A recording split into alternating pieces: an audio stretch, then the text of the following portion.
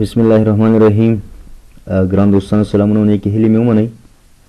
په دې هیله چې ټول به روغ او جوړ یاستئ.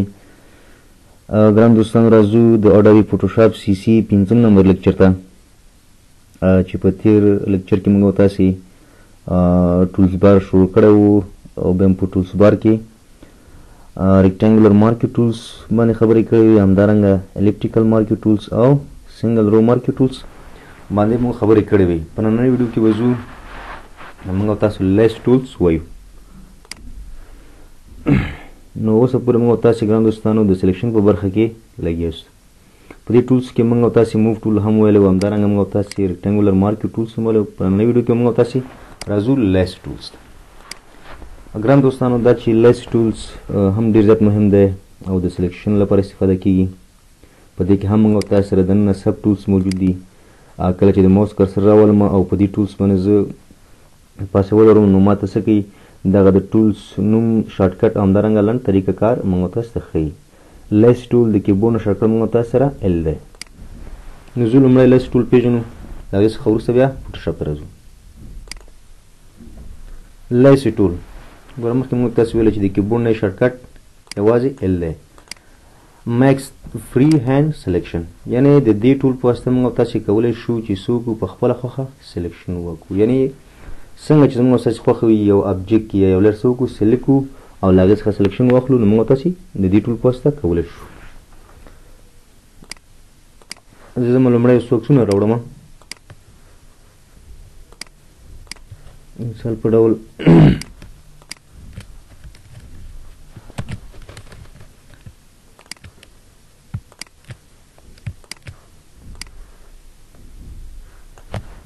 دا 3 عکسونه ما راوړه.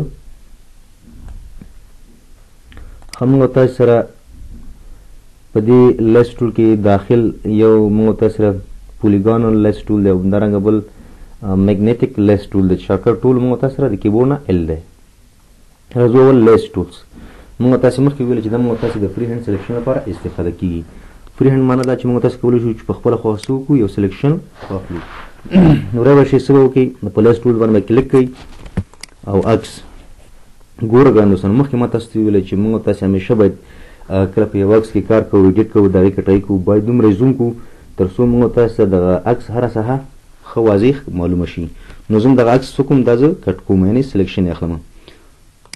نو څه به وکړې، د دې دا چې سمپل یو کلیک به وکړې او بل به څه وکړې، بس دې شکل باندې ته څه کولی شي، بس موس په واسطه ورته ته کټ را کټ کولی شي په دې شکل باندې.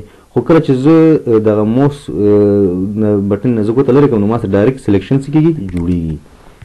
نو څه به وکړې، رای به شي ډایرکټ په دې شکل باندې.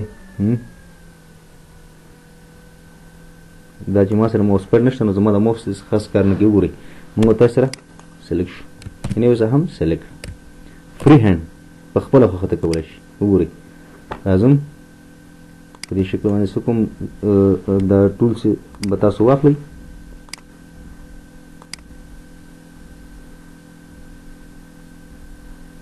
دې شکل باندې وګورئ موږ او تاسو چې کومه ساحه وغواړو، موږ تاسو کولی شو چې همدې ټول په واسطه هماغه مشخصه ساحه څه کړو، سلیکټ کړو.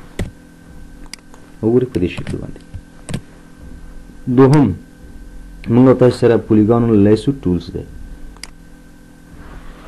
پولیګانل لیس ټولز دا هم موږ تاسو سره د سلیکشن لپاره استفاده کیږي، خو دلته یوه خبره تل په یاد ساتئ، هغه دا چې کله دغه ټولز نو موږ سلیکشن لپاره استفاده کوو، خو چې کله زه یوه ساحه څه کوم سلیکټ کوم، نو باید دا موږ تاسې چې کله یو کلیک په دې زه وکړم، نو تر څو پورې چې بل کلیک ما نه وي کړی او ساحه ما نه وي سلیکټ کړي، ورته هغې پورې ما سره سلیکشن نه جوړېږي. ګوره یو کلیک ما کړی، خو تر څو چې بل کلیک زه ونه کړم، نو ما سره دغه سلیکشن کار نه کوي.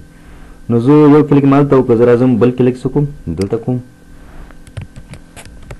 عکس به څه وکړي، ښه به زوم کړي. که چېرې تاسو نه سلیکشن څه شو غلط شو، نو څه وکړئ، د سپیس بټن په واسطه موږ تاسو سره بیک تللی شو په دې شکل باندې.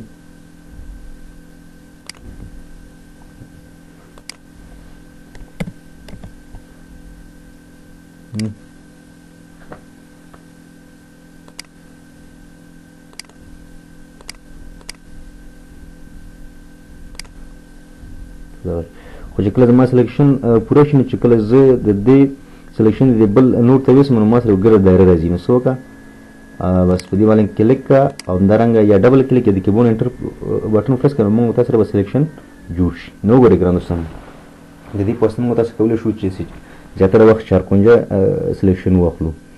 نو زه څه کوم دې نه زه کنټرول جې زه کاپي اخلم او راځم وګورئ دا ما سره څنګه شو کټ شو.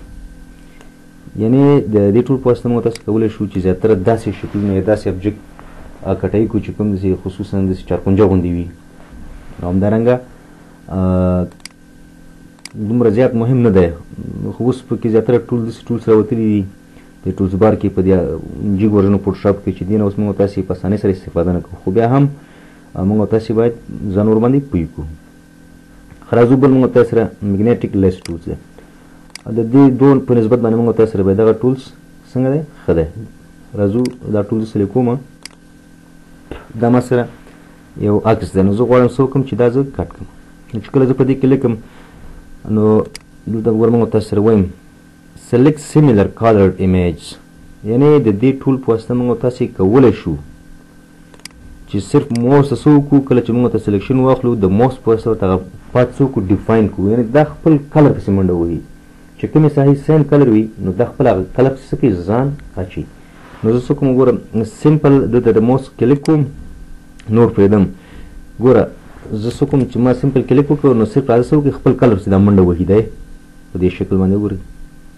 خالي ته ورته د موس په واسطه پات ډیفاین کوه. که زه لږ داسې دغه راشم په ډېره سختۍ سره راځي خو چې بېرته زه لاړ شم هم زه کولی شم. نو که احیانا چېرته ما سره سلیکشن کوم پات غلط شي نو څه وکړئ د بیک سپیس په واسطه تاسو هغه ډیلیټ کولی شئ. نو څه وکړئ راشه دې شکل باندې وګورئ موږ او تاسو سره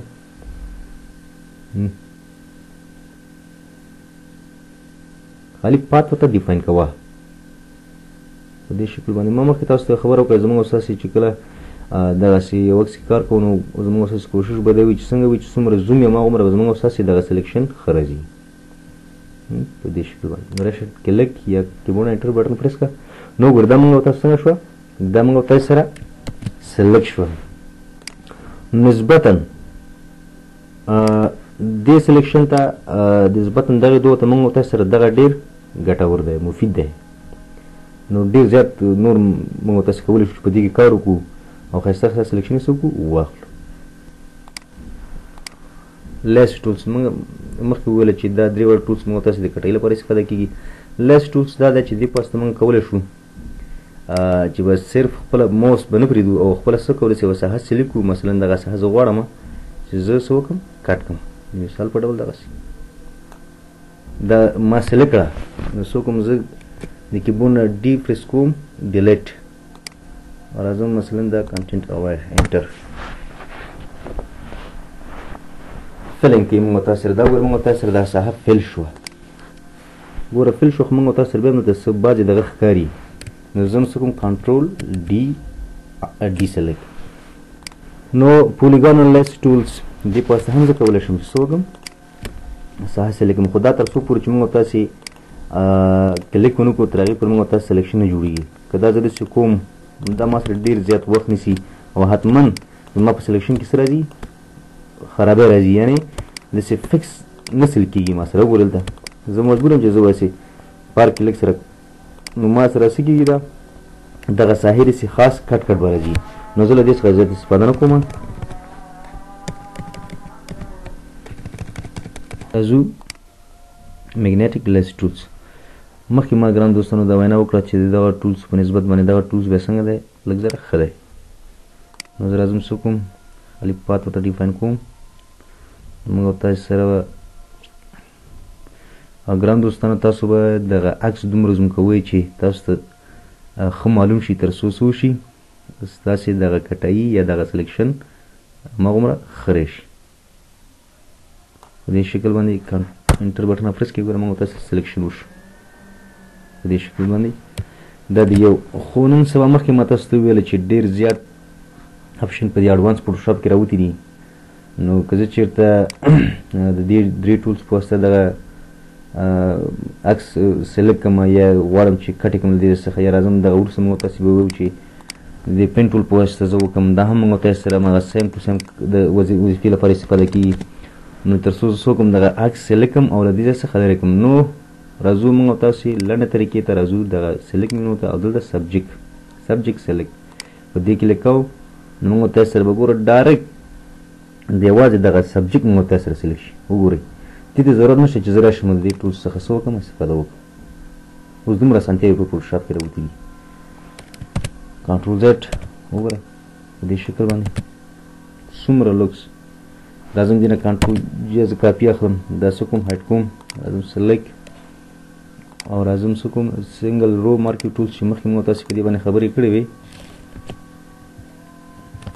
drag up and drag down enter control D right سو کدا بلش نو ګرمه تاسو نو که ژوند باقي ان شاء الله په داسې خپل ټکسو باندې موږ تاسو هم کار کوو نو مخکې ما تاسو دا ونه وکړه چې ټولز به ټول وایو ټول موږ تاسو وایو خو زیاتره ټولز پکې ډېر استفاده کیږي او زیاتره کم نو ګران دوستانو دا موږ تاسو سره لیس ټولز چې په دې کې موږ تاسو سره پولیګانو لیس ټولز او همدارنګه میګنیټیک لیس ټولز وو نو ګران دوستانو په دې هیله چې دغه ویډیو ستاسو د خوښې وړ وګرځي او د دې ترڅنګ زموږ یوټیوب چینل ته هم سبسکرایب کړئ تر څو چې هره ویډیو موږ اپلوډ کوو تر تاسو درورسیږي نو تر بلې ویډیو پورې مو پاک الله سپارم ښاد آباد او بریالي اوسئ د الله په امان